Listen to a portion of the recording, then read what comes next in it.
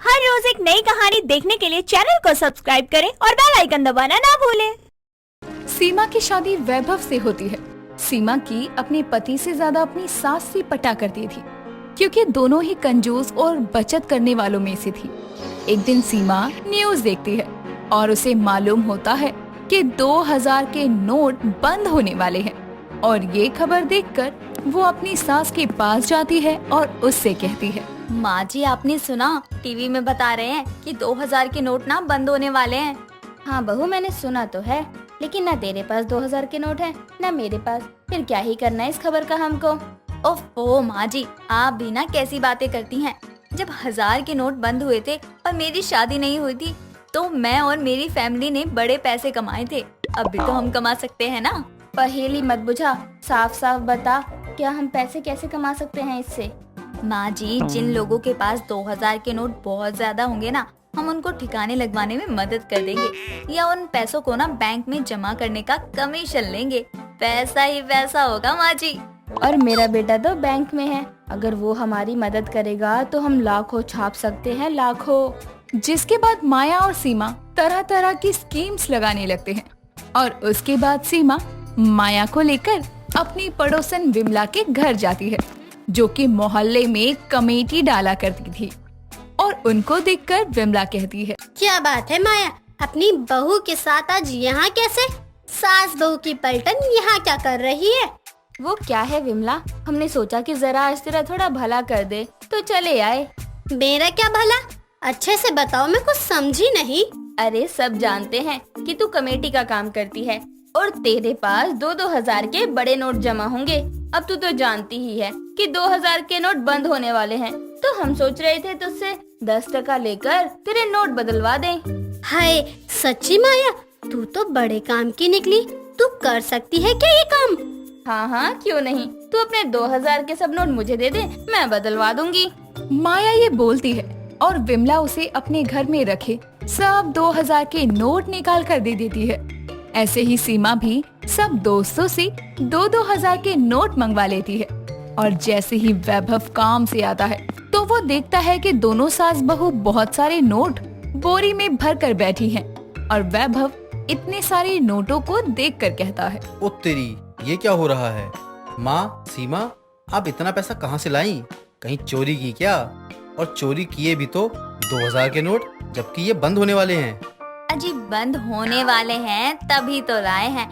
आप इनको कल ले जाना और इनके बदले 500 के हरे नोट ले आना। ओ हेलो महान औरतों, मैं बैंक में काम करता हूँ, लेकिन बैंक का मालिक नहीं हूँ। मेरे बैंक का नाम लेना देना बैंक है, रिजर्व बैंक ऑफ इंडिया नहीं। मतलब? यानी कि मैं बैंक में काम करता हूँ। अगर मैंने ये सब किया तो मेरी नौकरी चली जाएगी। आप सब समझते क्यों नहीं? गई 10% कमीशन। ये बोलकर सीमा और माया शांत हो जाते हैं, जिसके बाद सब लोगों को वो उनके पैसे वापस करके घर आते हैं और सब सोने चले जाते हैं।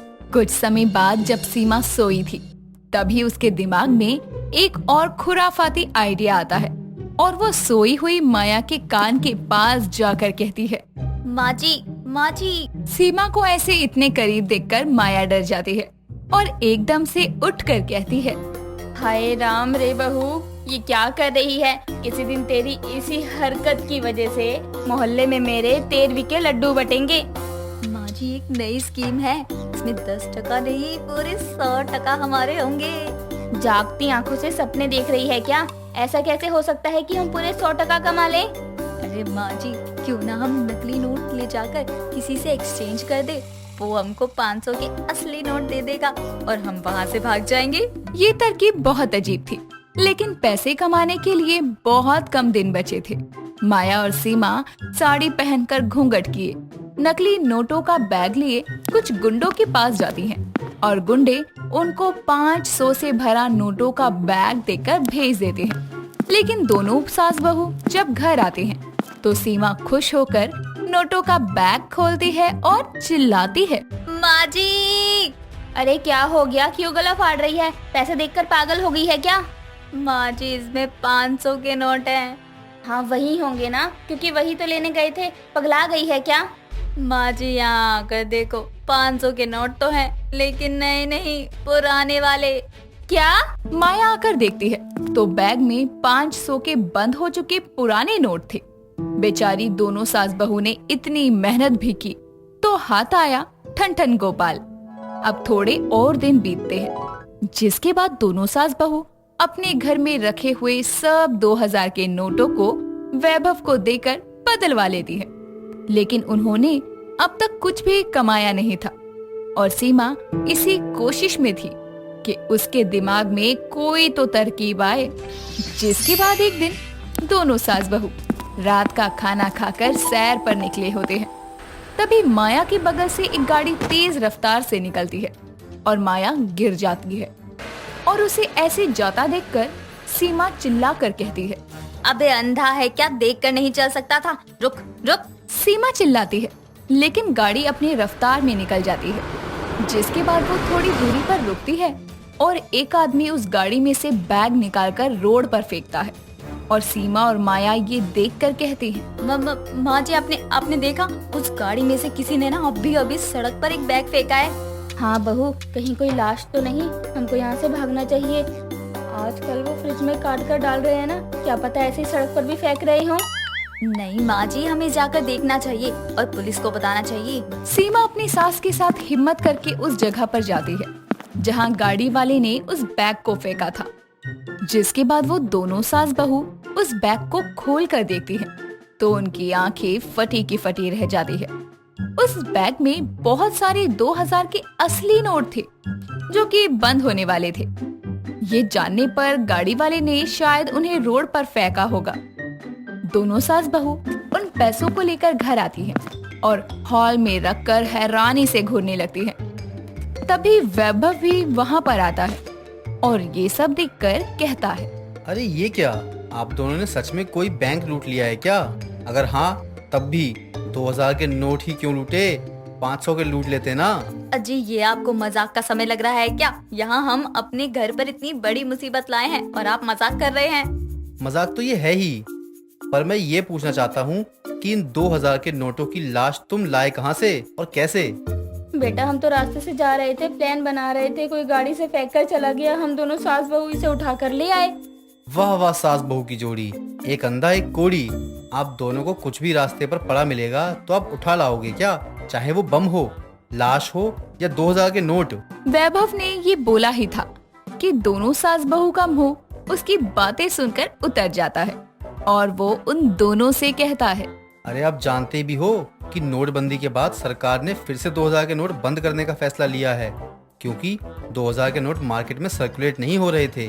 काला धन रखने वाले लोग उन्हें छुपा कर रख रहे थे और सरकार ने काला धन रखने वाले लोगों के मंसूबों पर पानी फेर दिया और अब काला धन घर उठा लाए। आप लोग चाय पर चर्चा करते हो कि सरकार कुछ कर नहीं रही है, वोट नहीं देंगे, और जब कुछ कर रही है तो आप चालबाजी कर रहे हो। हमें माफ कर दे बेटा, हम बस अपना फायदा सोच रहे थे, हमसे भूल हो गई। हाँ वैभव जी, हमें माफ कर दीजिए। हम दोनों वादा करते हैं कि आगे से कभी ऐसा नहीं होगा। वैभव की बात सुनकर दोनों सास बहू को अपनी गलती का पछतावा होता है और वो दोबारा कोई भी कपट ना करने का फैसला करती है। जिसके बाद वैभव उन नोटों को पुलिस तक पहुंचा देता है और फाइनली कुछ दिनों के बाद 2000 के नोट बंद हो जाते हैं। रूबी एक दिन सुबह के समय अपने सभी परिवार वालों के साथ बैठकर चाय पी रही थी। संडे वाले दिन भी सुबह सुबह खाली खाली चाय पीते हुए रूबी गुस्से में अपनी माँ से कहती है, माँ आप कितनी आलसी हो गई हो अब। पहले आप छुट्टी वाले दिन कितनी अच्छी अच्छी चीजें बनाकर खिलाती थी, लेकिन अब तो छुट्टी वाले दिन वही बोरिंग खाना खिलाती हो। बेटी, अगर तुझे खाने का इतना ही कुछ मन कर रहा है तो खुद जाकर बना ले, ये घर किचन सब तेरा ही है। माँ अब एक दिन की छुट्टी मिलती है, वो भी आप चाहते हैं कि मैं किचन में निकाल दूं। वैसे ही मुझे एक दिन की छुट्टी मिलती है और मैं भी इंसान हूँ, रोज रोज बनाकर थक जाती हूँ, इसलिए तेरा जो मन करे तू वो बना ले, तेरे साथ साथ हम भी खा लेंगे। यार आप लोग क्यों बनाने के लिए आपस में लड़ रहे हो? छुट्टी वाले दिन भी आप लोगों को खाना है, बता दो, मैं बाहर से ले आता हूँ, बात खत्म। बिल्कुल भी नहीं, मैं बाहर का कुछ नहीं खाऊंगी, जो खाऊंगी घर का ही बना खाऊंगी। बाहर का खाना मुझे बिल्कुल भी पसंद नहीं है। तब एक काम करो, तुम खुद ही जाकर बना लो, क्योंकि अब मुझे तो बनाना आता नहीं है जो मैं तुम्हारे लिए कुछ भी बना दूं। सॉरी। तू ही बता दे मुझे, तुझे क्या खाने का मन कर रहा है, हम अच्छी शॉप से मंगवा देंगे तेरे लिए। नहीं माँ, मुझे घर का बना हुआ कुछ ऑयल फ्री खाने का मन है, क्योंकि गर्मी बहुत है और मैं कुछ हल्का ही खाना चाहती हूँ। सच बताऊँ तो मुझे अपनी फ्रेंड साक्षी के हाथों से बने ऑयल फ्री अप्पे खाने का मन कर रहा है, वो भी पुदीने की चटनी के साथ। ये तो तुमने बिल्कुल सही कहा, लेकिन अब कहाँ वो खाने को मिलेगा। तेरी फ्रेंड तो शादी करके चली गई अपने घर, और तूने उससे अप्पे बनाना भी नहीं सीखा। हाँ, ये सही कहा माँ आपने। अगर इन्होंने साक्षी दीदी से सीख लिया होता तो आज हमें भी अप्पे खाने को मिलता। पेट भर भी जाता है, ज्यादा ऑयल भी नहीं होता इतनी गर्मी में। हाँ बेटा, सही कहा तूने। रूबी अपनी फ्रेंड और अपनी पसंद की अप्पे की रेसिपी को लेकर अपने परिवार वालों के साथ बैठकर बातें कर ही रही थी कि तभी रोहित की नजर दरवाजे पर जाती है और सामने से रूबी की फ्रेंड साक्षी को आते हुए देखकर वो खुशी से कहता है, ये लो, जिसकी हम बात कर रहे थे वो खुद ही आ गई हमारे घर। आओ, हम सब लोग तुम्हें बहुत याद कर रहे थे। क्या हुआ आंटी जी? ऐसी भी क्या बात है जो आप लोग मेरा इतना इंतजार कर रहे थे? पहले तू मुझे ये बता कि तू ससुराल से कब आई, और घर आने से पहले बताया भी नहीं। अरे सांस ले, इतने सारे सवाल एक साथ। पहले तू बता कैसी है और सब लोग मुझे क्यों याद कर रहे थे? अरे आज हमें कुछ अच्छा और ऑयल फ्री खाने का मन कर रहा है, मतलब तेरे हाथों के बने हुए अप्पे। तू तो जानती है कि मुझे तेरे हाथों के अप्पे बहुत पसंद है। बस इतनी सी बात? कोई बात नहीं, मैं अभी आप सबके लिए अप्पे बना देती हूँ और साथ ही तुझे सिखा भी देती हूँ, ताकि जब भी तुम लोगों का खाने का दिल करे तो आप लोग खा सको। ये बात आपने बिल्कुल सही कहा है साक्षी दी। इसी बहाने ये कुछ अच्छा तो बनाएगी, वरना ये सारे खाने तो बोरिंग ही बनाती है। अच्छा बस कर, बोरिंग ही सही, बनाती तो है। तू तो वो भी नहीं बनाता है, कम से कम वो मेरी कुछ मदद तो करती है। तू एक गिलास पानी भी खुद लेकर पीता है। ठीक है, आप लोग यहीं बैठकर बातें करिए, मैं और रूबी आपके लिए अप्पे बनाकर लाते हैं। साक्षी इतना कहकर रूबी के साथ किचन में चली जाती है और अप्पे बनाना शुरू करती है। साथ ही रूबी को भी अप्पे बनाना सिखाती है। थोड़ी देर बाद साक्षी और रूबी सबके लिए अप्पे बनाकर लाती है और सभी लोग साथ बैठकर अप्पों को खाते हुए एक दूसरे से बातें करते हैं। थोड़ी देर बाद साक्षी अपने घर चली जाती है। ऐसे ही समय बीतता है और रूबी की शादी एक अनुज नाम के लड़के से होती है। वो अपने ससुराल पहुंचती है। ऐसे ही एक दिन शाम के समय अनुज अपने कुछ दोस्तों के साथ ऑफिस से घर आता है और रूबी से कहता है, यार सॉरी, मेरे दोस्त नहीं माने और मैं बिना बताए सबको घर ले आ गया। मुझे उम्मीद है कि तुम्हें बुरा नहीं लगा होगा। इसमें बुरा मानने वाली क्या बात है अनुज जी? शादी हो गई है, इसका मतलब ये नहीं कि आपको अपने दोस्तों को बुलाने के लिए मुझसे पूछना पड़े। थैंक यू, मुझे लगा कि कहीं तुम्हें बुरा ना लगे। अगर तुम फ्री हो तो उनके लिए कुछ चाय नाश्ता देख लो। कोई बात नहीं, आप जाइए उनके साथ बैठिए, मैं थोड़ी देर में आती हूँ चाय नाश्ता लेके। लेकिन कुछ अलग लेकर आना, जिसे खाते ही सब तुम्हारी तारीफ करने लगे। कुछ लाइट सा, क्योंकि गर्मी बहुत है। अनुज इतना कहकर वहाँ से चला जाता है और उसकी बात सुनकर रूबी सोच में पड़ जाती है कि वो ऐसा क्या बनाए जो सबको अच्छा लगे। तभी उसको अपने मन में अप्पे की रेसिपी याद आती है और वो अपने आप से कहती है, शायद इसलिए लोग कहते हैं कभी भी कोई काम बेवजह नहीं होता, नहीं कभी भी कोई मेहनत खराब जाती है। आज अपनी दोस्त से सीखी हुई अप्पे की रेसिपी मेरे काम आ गई। रूबी इतना कहकर किचन में जाकर अप्पे बनाना शुरू करती है। थोड़ी देर बाद वो सभी के लिए अप्पे और पुदीने की चटनी लेकर उनके पास आती है और सभी लोगों को खाने को देती है। जैसे ही अनुज के सभी दोस्त अप्पों को टेस्ट करते हैं, तभी उसके सभी दोस्तों में से एक उसकी फ्रेंड प्रिया कहती है, यार अनुज, तुम्हारी बीवी के हाथों में तो सच में जादू है।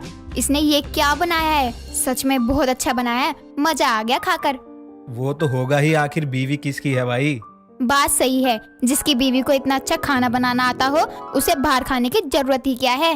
हाँ ये तो है। लेकिन अब तो ये बता दो, ये है क्या जो इतना टेस्टी है? इसे हम अप्पे कहते हैं, जो इवनिंग या मॉर्निंग के हल्के नाश्ते में ले सकते हैं। ओके, लेकिन जब आपको टाइम मिले मुझे भी सिखा देना। हाँ बिल्कुल, क्यों नहीं। कुछ समय बाद सभी वहाँ से चले जाते हैं। सबके मुंह से अपनी इतनी तारीफ सुनकर रूबी भी बहुत खुश होती है। ऐसे ही कुछ समय और बीतता है।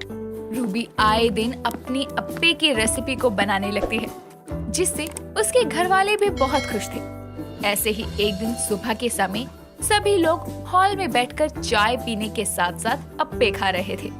तभी उनकी पड़ोसन सविता वहाँ आती है और सबको अप्पे खाते देखकर रूबी की सास शांति से कहती है, शांति, तू ये क्या खा रही है? सुबह सुबह देखने में तो बहुत सुंदर दिखाई दे रहा है। सविता, मेरी बहू की सबसे मनपसंद रेसिपी है ये अप्पे, जिसे हम चाय के साथ, चटनी के साथ कैसे भी खा सकते हैं। और ये जितने दिखने में सुंदर है उतने ही खाने में भी टेस्टी है। अप्पे, ये कौन सी रेसिपी होती है? मैं भी इतना बड़ा ढाबा चलाती हूँ, लेकिन मैंने तो आज तक नहीं सुना इसी रेसिपी का नाम। हमने भी नहीं सुना था, लेकिन जब से हमारी बहू आई है तब से इसने अपने साथ साथ हमें भी अप्पे खाना सिखा दिया। तू भी खा, बहुत अच्छा है। ना, रहने दे, जिसका नाम नहीं सुना वो खाने में क्या अच्छा होगा। आंटी जी एक बार खा कर तो देखिए, सच में बहुत अच्छा है। अगर आपको पसंद नहीं आया तो सच में मैं खुद अप्पे खाना छोड़ दूंगी, बल्कि ये मेरी मनपसंद चीज है।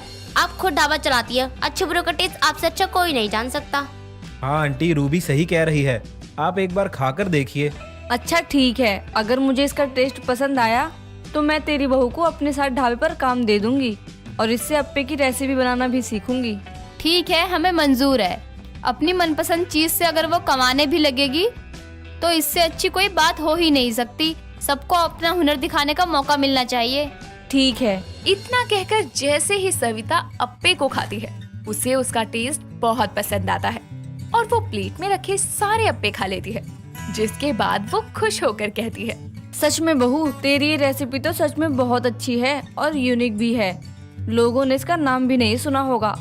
अगर मैं अपने ढाबे पर इस रेसिपी को शाम के नाश्ते में शामिल करूंगी तो मेरा बहुत मुनाफा होगा, साथ ही तुझे भी अपने हुनर से कुछ कमाने का मौका मिलेगा। माफ करना शांति जी, मैंने तेरी बात पहले नहीं मानी, लेकिन तेरी बहू तो सच में सिर्फ अप्पे खाने वाली बहू नहीं बल्कि बनाने वाली भी निकली। इस तरह से रूबी की अप्पे की रेसिपी उसके ससुराल में भी फेमस हो जाती है, जिसके बाद वो अपने परिवार वालों की रजामंदी के साथ अपनी पड़ोसन सविता के साथ उसके ढाबे पर भी अपनी अप्पे की रेसिपी को बनाना शुरू करती है, साथ ही कमाने भी लगती है। दोस्तों, अगर आपको ये कहानी पसंद आई तो इसे लाइक करें, शेयर करें और कमेंट करके बताएं कि कहानी में आपको सबसे अच्छा क्या लगा।